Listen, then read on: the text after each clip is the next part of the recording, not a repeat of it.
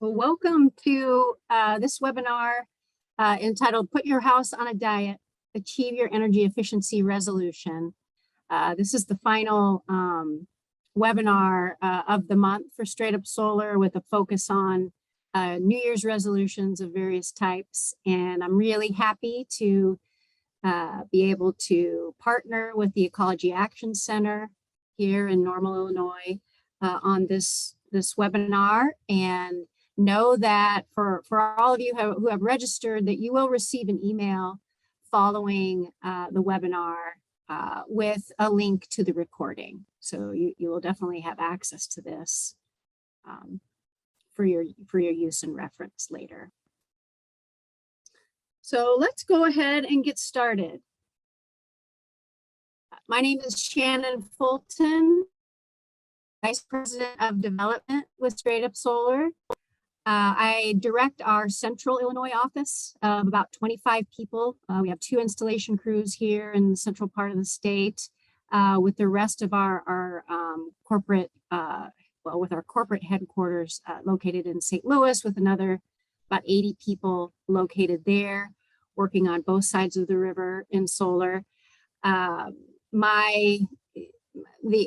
The other ways that I am involved in solar and other sustainable and conservation work include serving on the board of the Illinois Solar Energy Association. I've served on the board in some capacity since 2013, so quite a while now. And I'm on the board of the Parklands Foundation here that serves to protect the Mackinac River watershed.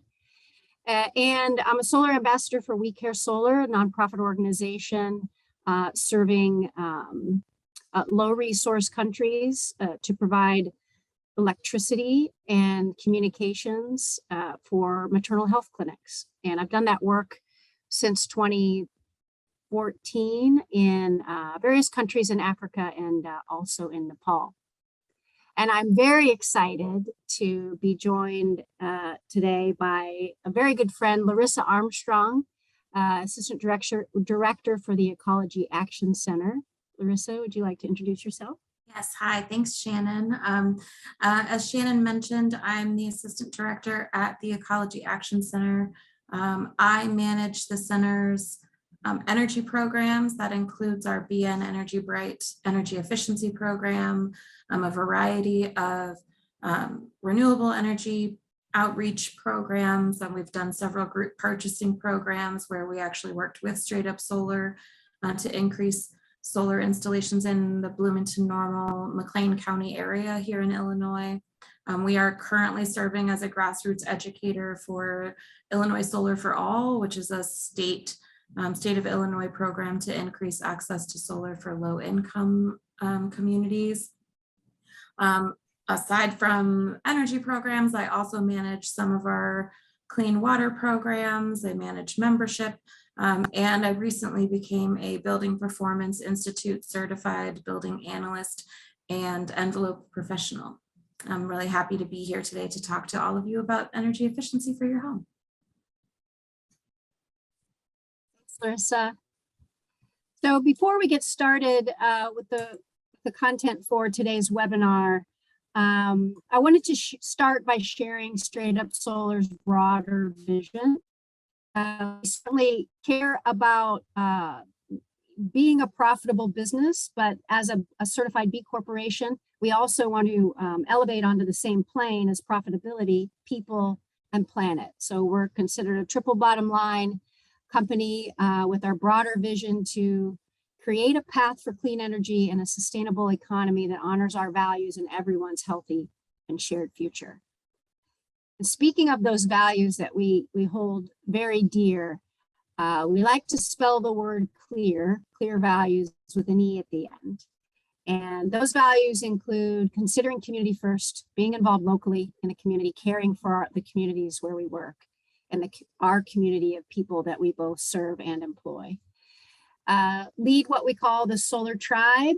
The Solar Tribe is, all the folks who go solar with us, the individuals on our team, And we definitely want to make sure that we're operating this business in appreciation for all of those folks working hand in hand to combat climate change in the same ways. And then, of course, education, which we're doing here tonight. Advocacy, we're very active in solar policy advocacy, both in Illinois and Missouri. Respecting each other and the environment. And then finally, excellence in all we do. We try to do everything in a considered high quality way. And that's definitely something that we adhere to in all the work that we do. StraightUp Solar, now that you've heard a little bit about our values, a little bit more about the company. We were founded in 2006. We serve both Illinois and Missouri. We've installed just under 2,000 installations to date, both ranging up to large industrial commercial systems. We are an all-in provider. So we do from contract to energization, we do everything. And one of the things that makes us better is our participation in the Amicus Solar Cooperative. That's a cooperative of small businesses, small solar businesses like ours that come together. These businesses come together to leverage our buying power so that we can pass those savings on to customers. But we also share best practices and work on policy together. So it's a pretty remarkable cooperative of solar businesses that we're a member of. I mentioned the Certified B Corporation. That's a third-party certification that reviews our, how our supply chains and our hiring practices and our accounting practices. And it's a third party that comes in and evaluates you based on your impact, your social impact, your environmental impact, and how you run your business with respect to both of those. We also do service and O&M for installations across both states as well. So we are just over 100 people. Nearly half of us have what's known as NABCEP certification, the North American Board of Certified Energy Practitioners. This is the gold standard solar training and solar certification in the country. We subsidize this training and education for our employees because we feel that it's one of the best, probably the best when it comes to solar certifications in the country.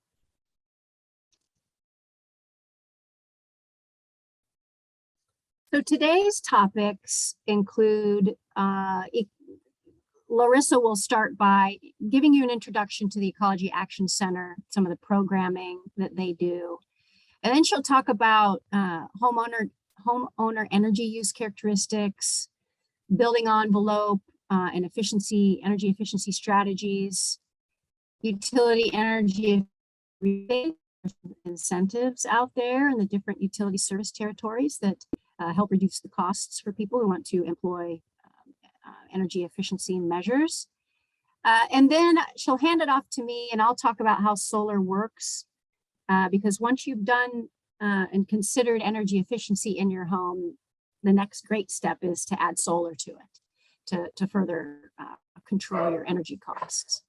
So I'll talk about how it works, what goals you might consider, and why people go solar, different motivations. I will also talk about the state and federal incentives for going solar.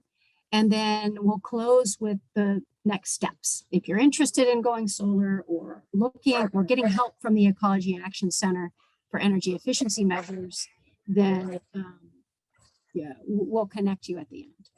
And please add any questions that you may have into the chat, and we will answer those at the end. Larissa, take it away. Thank you, Shannon. So hi again, Larissa Armstrong here, Assistant Director at the Ecology Action Center. Shannon, you can move to the next slide. Just a brief overview about our organization. For those of you that are located in Central Illinois area, the Ecology Action Center is located next to the Normal Public Library in Normal, Illinois, and we are a nonprofit environmental agency that provides technical services and community education to all of McLean County on a variety of topics. You can find more information about our organization at ecologyactioncenter.org if you are feeling like scrolling through a ton of information on the internet. Next slide, please.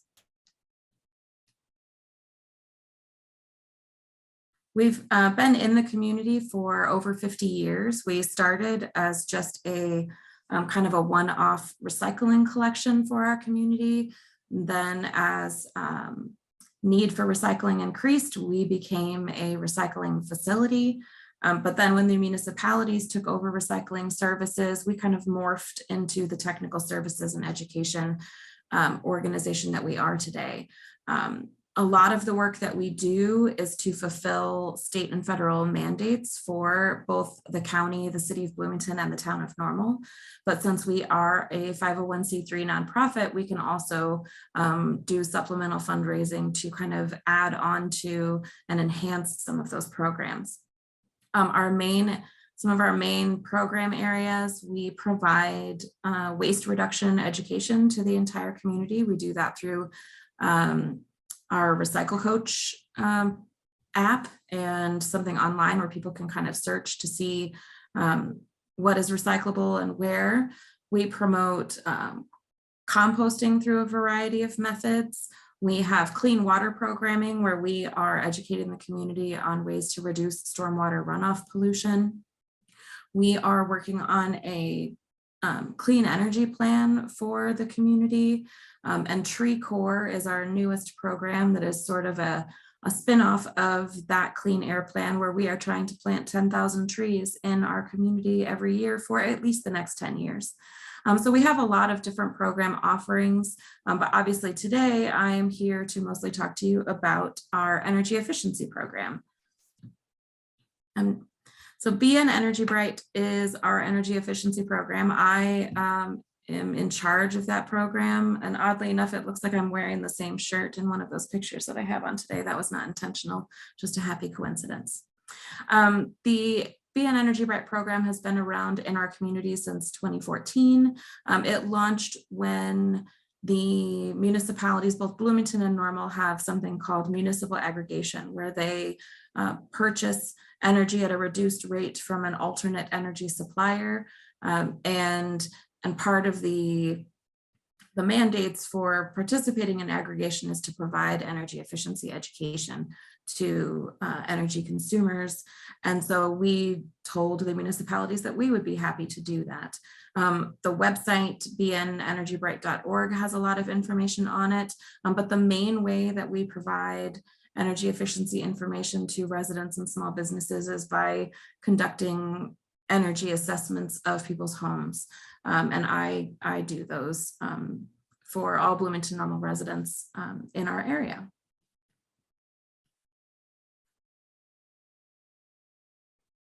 I wanted to give you kind of an overview. Sometimes energy efficiency is something that maybe isn't on the top of everyone's list of things to do. This chart here kind of shows where Illinois is in terms of energy usage compared to the rest of the state. The bit of the chart there, where in the middle it says ENC, that stands for East North Central region. So that includes Indiana, Illinois, Michigan, Ohio, and Wisconsin.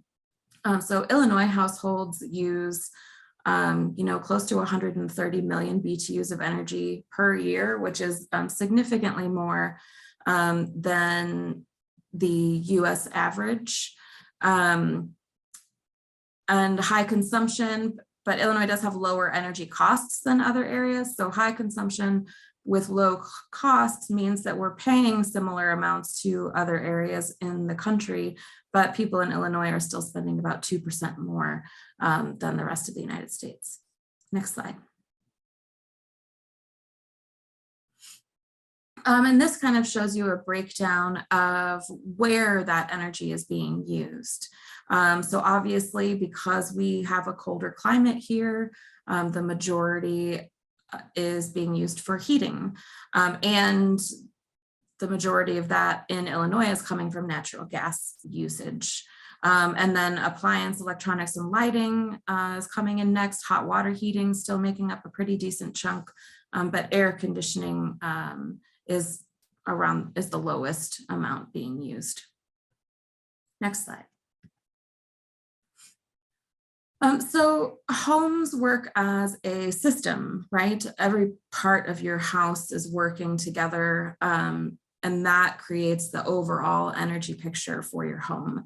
So when we're talking about energy efficiency for a home, we're not talking about just changing light bulbs or just replacing all your windows. We need to think about how the home functions as a system. Houses or buildings in general, airflow works in buildings through something called stack effect. So in the winter, the warm air inside your house is less dense, and it is rising and trying to escape out of the top of your house. But every bit of air that leaves your house has to be replaced by the same amount to keep pressure even. And so that cold air is trying to come in at the bottom. In the summer, the opposite happens. The cold air in your home is sinking out through the bottom, and warm air is trying to come in at the top. This graphic shows some common spaces where air is both leaked into the house, which is what the blue arrows are showing, and where air leaks out of a house, which is what the red arrows are showing. So we're talking about any kind of exterior penetration into the house, places where your pipes and air conditioning lines are coming in at the basement, any places where floors and walls are meeting, top plates in your attic, any sort of ceiling penetration in an attic. I see a lot of poorly sealed recessed lights on second floors of homes. The lights get put in, but they're not properly sealed, and they get covered with insulation. And that's going to make that insulation less effective. Next slide. So when we're thinking about energy efficiency in our homes, we really want to think about our pressure boundary and our thermal boundary.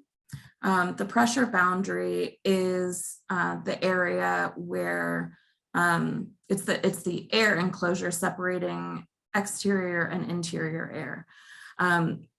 If air, like I mentioned, is allowed to pass through or around insulation, that reduces insulation's effectiveness. Any sort of area where air is getting in where we don't want it is also going to reduce comfort, increase energy bills, and it also allows air from less desirable places like attics, basements, and crawl spaces to get into the main portion of your home.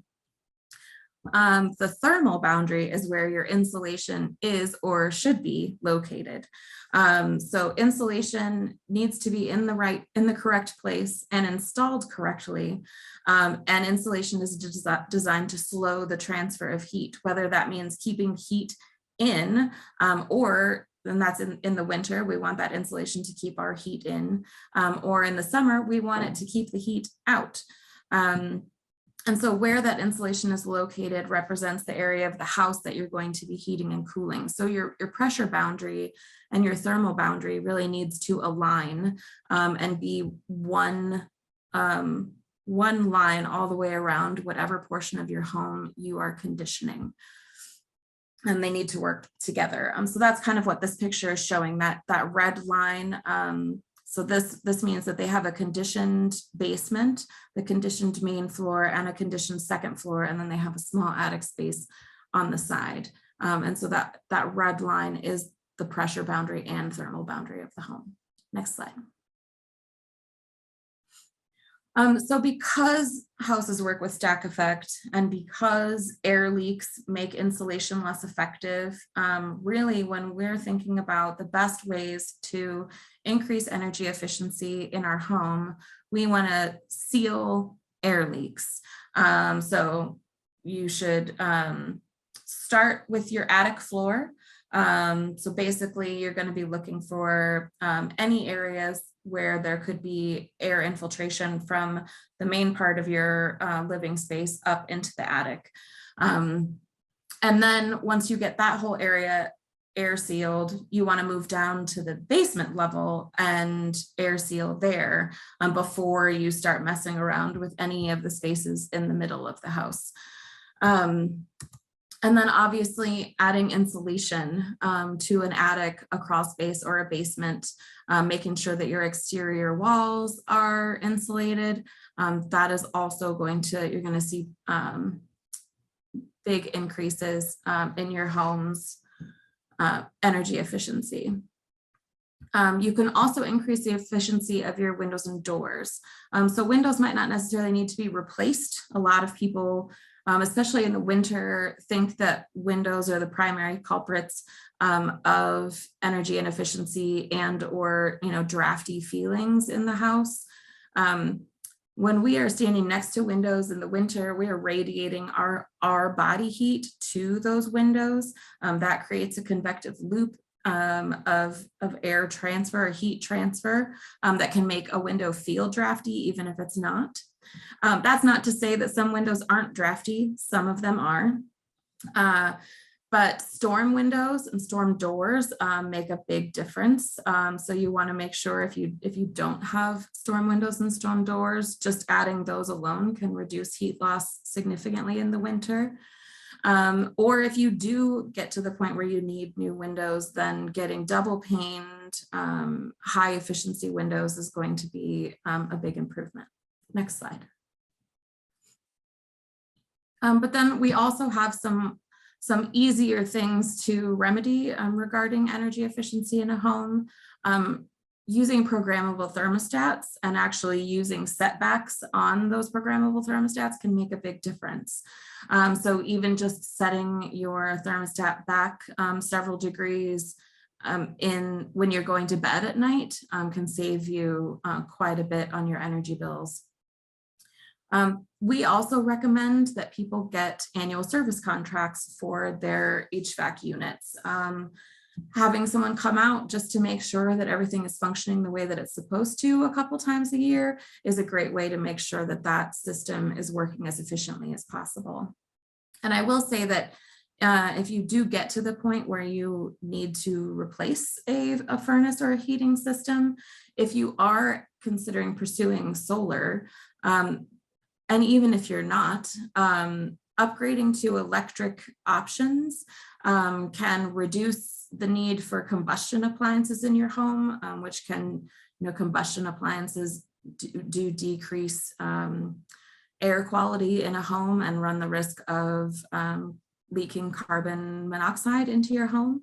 But also if you are thinking about going solar, then switching to electric options will allow your solar panels to provide more of the energy to your home than it would if you still had natural gas combustion appliances. Anytime that you need to replace an appliance of any kind, always look for Energy Star rated appliances. Those are going to be more energy efficient. And then just put LED bulbs everywhere. Don't wait for your old compact fluorescent bulbs or even old incandescent bulbs or halogen bulbs. Don't wait for them to burn out before you replace them. Just get rid of those suckers now and put LED bulbs in because they are so much more energy efficient that and now that they're kind of commonplace, the initial cost for them has reduced significantly. So you're going to see a lot of savings. Next slide. And I like to include this little chart for LED purchasing. I think a lot of people are still turned off by LEDs a bit because they think that most of them come in that kind of cold white looking light. And that is not the case. You can get an LED bulb to fit kind of whatever situation you are looking for. And most LED packaging has a little chart on the side that sort of looks like a nutrition label. And because the wattage on LEDs is significantly lower, you want to look for things like lumens and kelvins when you're shopping for LED bulbs as opposed to wattage. So the more lumens a bulb has, the brighter it's going to be. And then when you're looking for lights, if you want a warmer bulb as opposed to that cooler white bulb, then you want something that's going to be under 3,500 kelvins. So anything under 3,500 kelvins is going to be a nice warm light, and the higher the lumens, the brighter the bulb. Next slide. I also encourage people, so the links I have listed here are just for Illinois, but obviously Ameren, Missouri has another list of savings for residential customers. In the Bloomington Normal area, residents that meet an 80% area median income can qualify for an Ameren NICOR pilot program where they are doing home energy audits and then insulation and air sealing upgrades at no cost to the resident. I also encourage all residents to look at their utility rebate pages, especially before they're making any kind of large HVAC appliance swap.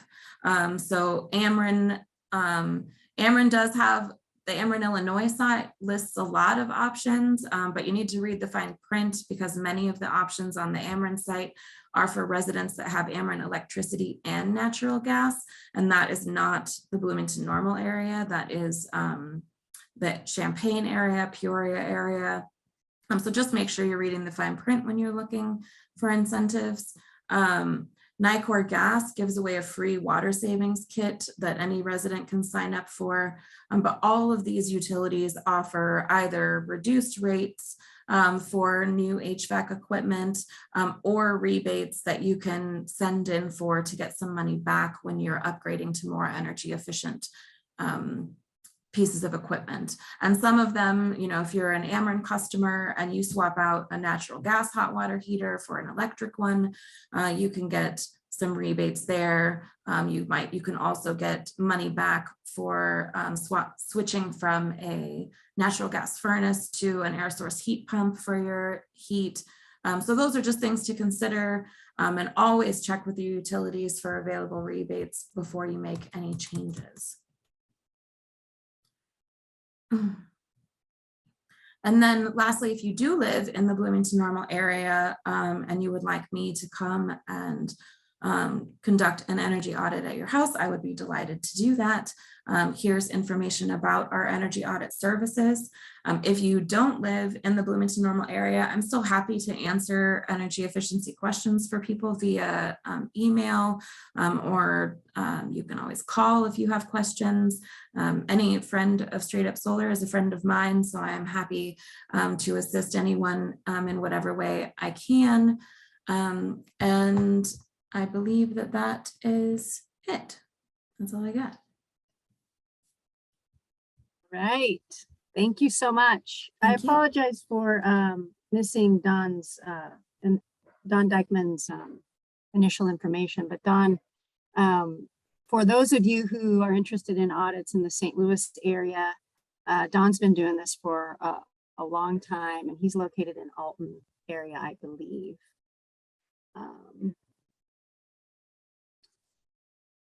So yes, thank you, Larissa. So if you're in central Illinois, so how far of a radius do you go, Larissa, for energy audits? Basically just, it's mostly the Bloomington Normal area, but I will make exceptions, you know, if they're needed. But the funding for the program is from just Bloomington and Normal.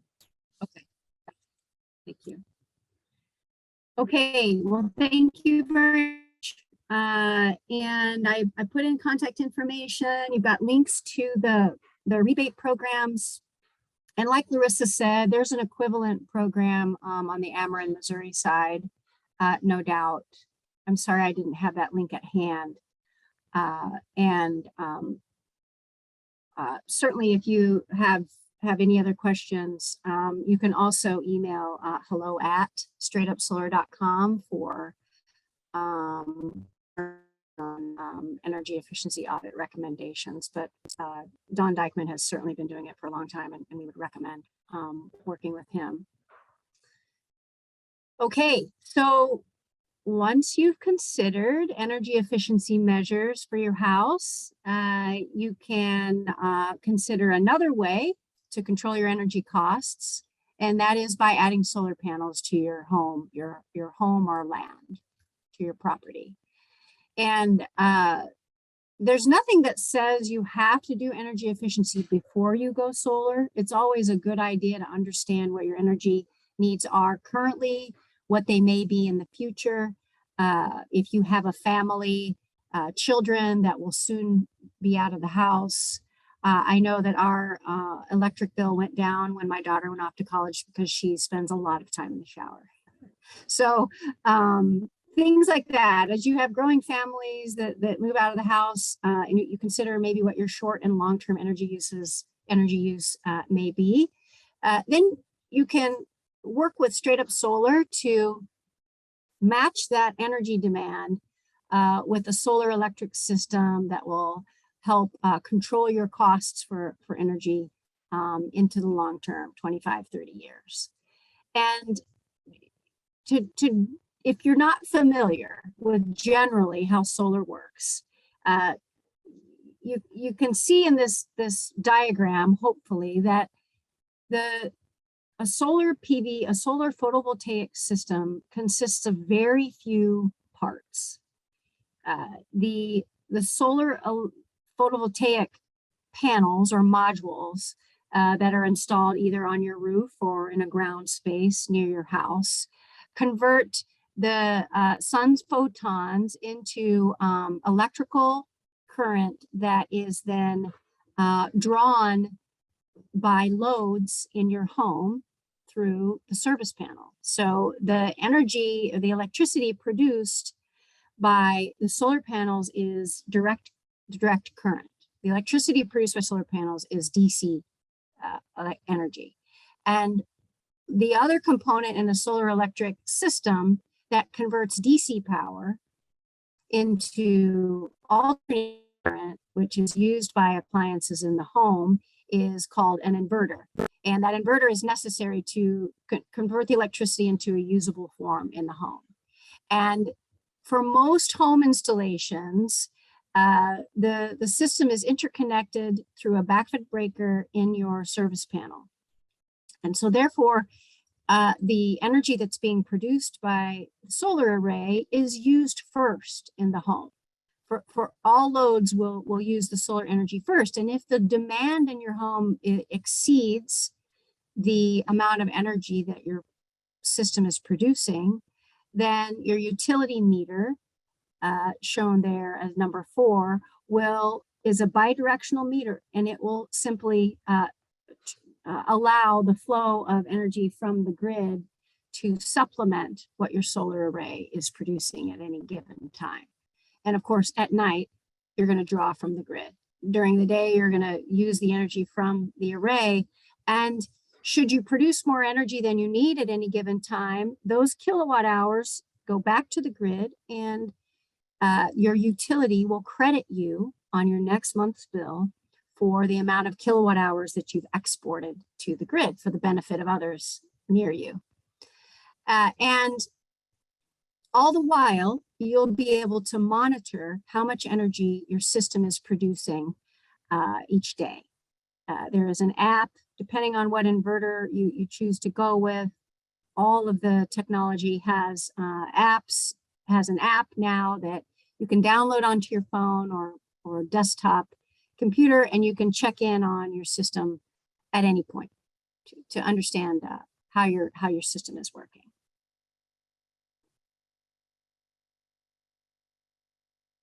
So people go solar for different reasons. I would say the vast majority of people who decide to install a solar system do it for the financial reasons. They're interested in locking in their energy costs long term.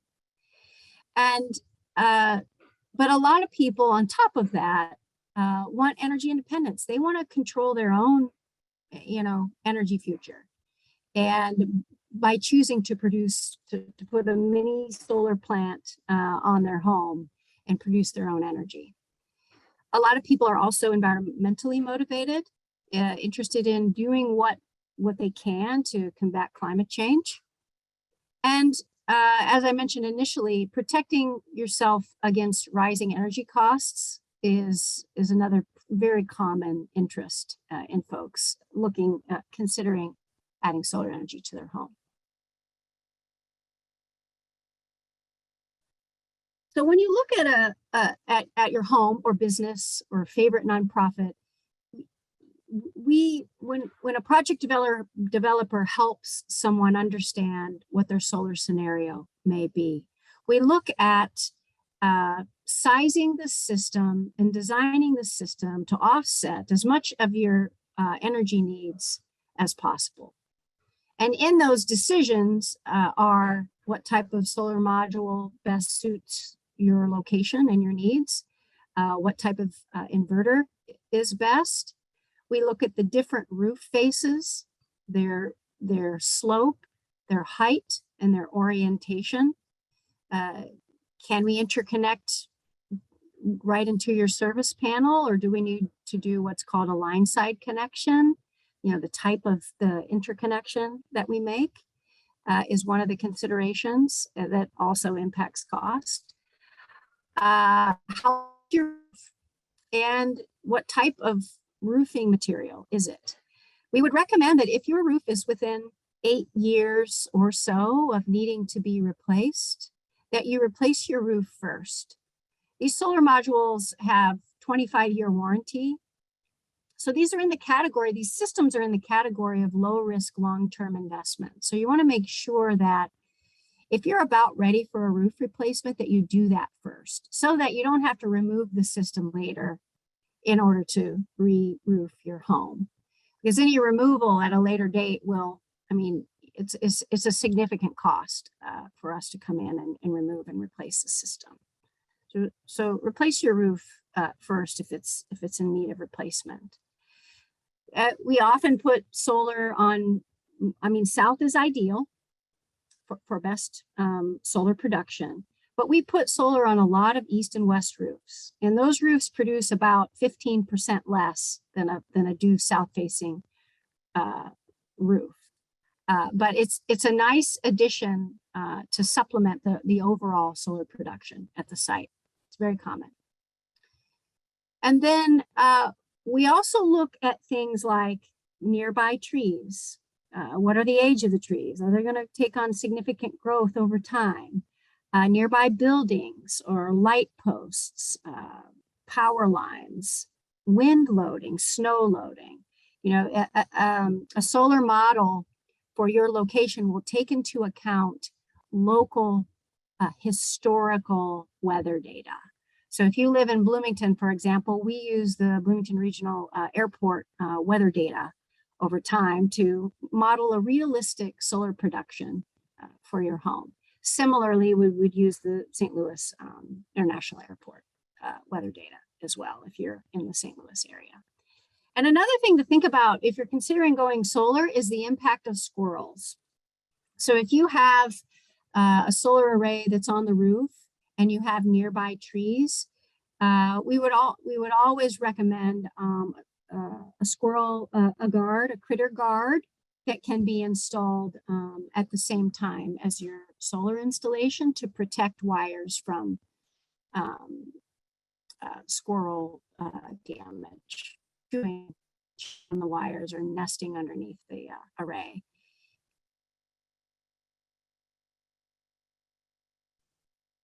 So things to consider if you're thinking about solar. This is the information that we will want to know in your first conversation with us. How much energy do you use? You get an energy bill each month, and most bills, if not all of them, have these historical energy use bar graphs throughout the past 12 months. We're going to want to know over a year on an annual basis about how much energy you use each month. And how much of that total annual usage do you want to offset with solar? How long do you plan to stay in your house? What are the long-term energy usage patterns that you expect in your home? Does your utility, how does your utility treat the value of kilowatt hours that are exported to the grid? These are things that if you don't know how your utility treats the kilowatt hours that are exported to the grid, we'll be able to tell you. But these are things that go into your overall solar model. We'll also look at some physical considerations at your specific site. Do you have land for a ground mount? Or are you limited to certain roof areas? If you have space for a ground mount, particularly in a rural area, those are the best installations from an efficiency standpoint. Those ground mounted arrays can be oriented perfectly to harvest the most solar radiation throughout the year. They're easy to access if you have wire maintenance that needs to be done. And they allow for adequate airflow to circulate around the panels in the summer, which helps to keep them a little bit more, which helps to make them a little bit more efficient in the summer. But we're also going to look at roof slope, orientation, which roofs are best. This is a challenging roof here because of all the cut up planes. It's difficult to get a significant number of solar modules on this roof. We'll try to avoid obstructions such as vent pipes or other ridge vents, that sort of thing. Like I mentioned, we'll do shade analysis to avoid your solar panels being shaded. So as Larissa mentioned, there are incentives for energy efficiency. The same goes for solar photovoltaic systems on both a federal and state level. And when considering those, I'll talk about those in a little bit more detail in the following slides, but when you consider the all-in cost of solar, generally speaking, after these incentives, federal and state incentives, you're looking at about, and if you finance, for example, you can see the monthly payments. For a smaller size system, about 4 to 5 kilowatts DC, you're looking at about a $74 per month loan and out of pocket, a little over $10,000 after incentives. That's for, I'll talk about the Clean Energy Credit Union as well. But ranging up to really a more typical system size of 7 to 10 kilowatts is really the more typical residential system size. You know, anywhere from, I would say $30,000 to $40,000 contract price, but after incentives, closer to 20 to 27,000. So I wanted to, even though every site is different, this is a general ballpark idea of what these assets generally cost and how the incentives impact their cost, and how you can typically go solar by just replacing your Ameren bill, for example, with a monthly payment to pay off your system over time. So the main federal solar incentive is the federal investment tax credit. It's currently at 26%. And so the 26% federal tax credit is claimed when you file your taxes, and it's claimed, the basis for that credit includes all costs for the solar installation. So it's not only equipment, but it's also installation, permitting, design, everything. It's an all-in 26% credit on the total contract cost. And if you have to do any kind of roof reinforcement, the costs of doing so can also be included in that basis. And if you have to upgrade your electrical service to accommodate the solar, that cost can also be included in the basis. So there's no maximum credit, but you understand that in order to monetize this federal tax credit, you have to have an income tax liability to reduce. So the idea is that you can take this amount of money, this 26% of the total solar cost, as a credit on your taxes, and apply that liability towards something that saves you money. It controls your energy costs. The only other stipulation is that your home, you must own your home. You can also put solar on a second home if you have a second home, but you must own it. That's the only rule, is that you have ownership of the home. And on the Missouri side, we'll get into the rebates here. On the Missouri side, there's a 25 cent per watt rebate. It's a cash rebate. So for example, for a 10 kilowatt system, it's a $2,500 rebate through December 31st of 2023. And the maximum size to be eligible for this rebate is 25 kilowatts. The for residential, the maximum size on the commercial and industrial side is 150 kilowatts. But in order to get net metering that we talked about, you know, the excess crediting on your bill, the commercial system can't be larger than 100. If you install a system larger than 100 kilowatts, you don't get net metering, but your solar rebate is a little bit higher. On the Illinois side, Illinois just passed the Climate and Equitable Jobs Act that sets up Illinois for long-term renewable energy growth. The renewable portfolio standard on the Illinois side is for the state to get to 40% renewable energy by 2030. And this renewable energy expansion is fueled by the purchase of solar renewable energy credits from systems that get installed in the state. And these systems range from very, very large utility scale solar and wind installations to small solar and wind installations, residential size. And the funding for paying for these RECs comes from a line item charge on all Ameren, ComEd, and Mid-American customers. Folks in the cooperative and municipal utilities don't pay into the fund. However, everyone in the state has access to these renewable energy credits, and it's called the Adjustable Block Program. This is the Solar Renewable Energy Credit Program in the state. And these are cash payments. So for a typical residential system, you will receive 15 years worth of renewable energy credits, projected credits from the production of your system. You'll receive the payment for those credits in the first year. They front load the payment to help offset the cost of going solar. And in one of the previous slides, I showed you an approximate monthly cost if you were to finance a solar system at various system sizes through Clean Energy Credit Union.